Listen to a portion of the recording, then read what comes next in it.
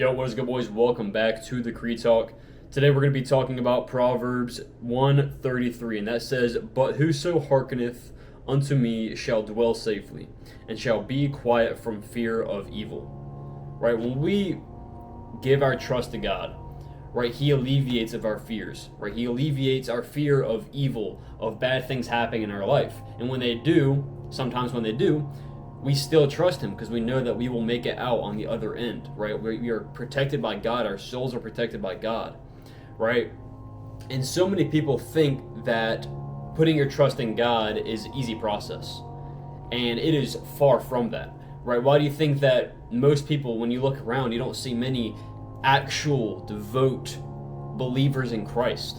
Yes, they may call themselves Christians or whatever, right? But that doesn't matter. If their actions follow that, if they're truly a wise person, if they don't give in to anger, if they don't give in to lust, if they don't give into these worldly things, and they're actually a firm follower and disciple of Christ, right?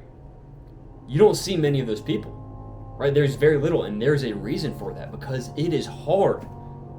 It is hard, right? It's not easy to be a follower of Christ because we have these things that we need to get away from in our life. We have all these worldly things that so many people are so stuck onto that us followers of Christ, we have to get rid of, right? We can't go out every single weekend, right, and drink and give into, the lusts of this world, right? Whether it's drinking, whether it's smoking, whether it's drugs, all these different things, right?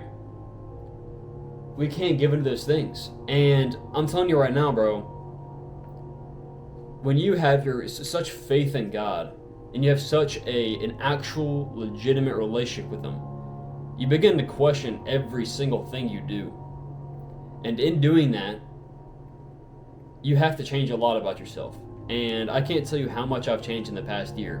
When it specifically when it just comes to lust, that is the biggest thing that I struggle with. That is the downfall of 99.99% of men, right? If you can control your lust as a man, there is no one, literally no one but God that can stop you. No temptation on this earth can tempt you if you can control your own lust as a man, besides God Himself. Nothing. There is literally nothing. And, you see these people, in the world, they have so much power, they have so much money, and the one thing that they give into is lust. Right? You look at King Solomon.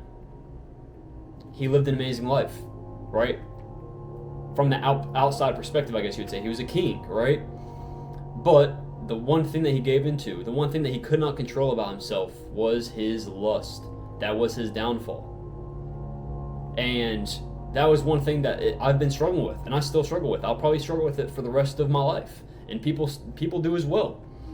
Everyone does. Men do. Women do. Anyone, right? They all struggle with lust. And it's just to a certain extent, to where, as weird as this may sound, right? I'm really open to y'all boys about this stuff. Like, simply just looking in a direction at a woman in an objective way is so wrong. And it's so sad that it's so modernized, that looking at a woman in this way, that she's an object, is truly so sad. And the moment that I begin to cling on to the Lord and truly try to follow in His ways and stop these bad things, it's been a battle. It's not easy, bro. It is not easy, but it is worth it. And I'm back and forth with it a lot, but I'm getting to the point now where I don't look at women as objects like 90% of men do nowadays. They're children of God. And I'm at that point now where I can control myself to an extent, and that came with a lot of practice, a lot of failing. I can control myself now to the point where if there was a lustful woman in front of me and all she wanted to do is have sex, I don't care. I don't care, because the Lord is the only thing that I need, and nothing can distract me from Him. Yes, I may slip. Yes, I may fall. But these women are evil, right? I'm talking about these lustful women, okay? Same thing with guys, it doesn't matter. They are evil. They are of the devil. They're wicked. And I'm at that point now where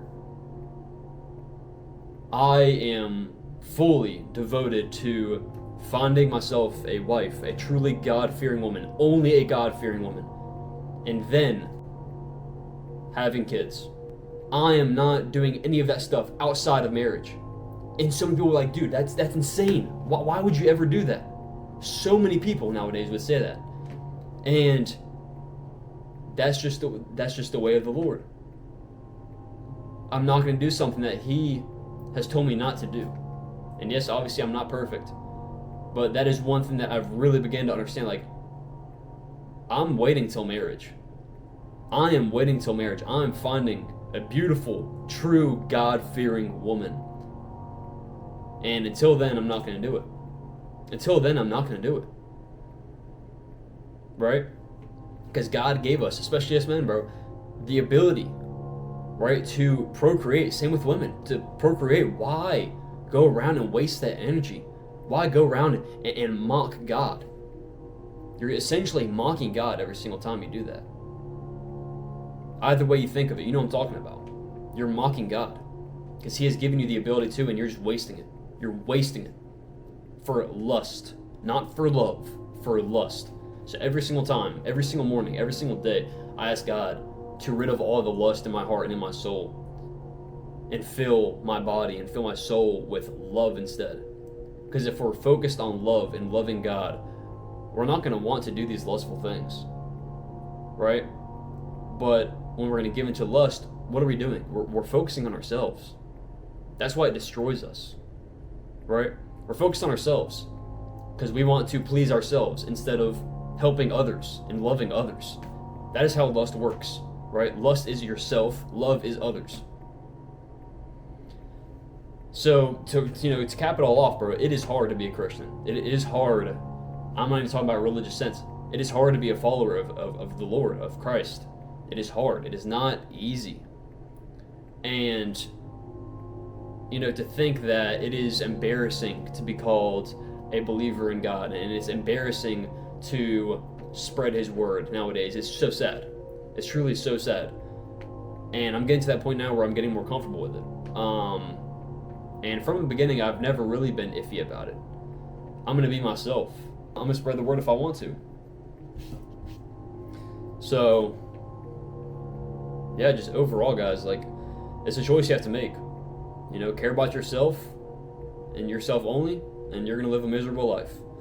You're going to die and nothing's going to happen. Or you can find the Lord and live a tribulous life. But I promise you it is 100% worth it in the end. So I appreciate all y'all boys. If y'all want to look into my Discord, it'll be left down in the description. But other than that, I will see y'all boys tomorrow. Peace out.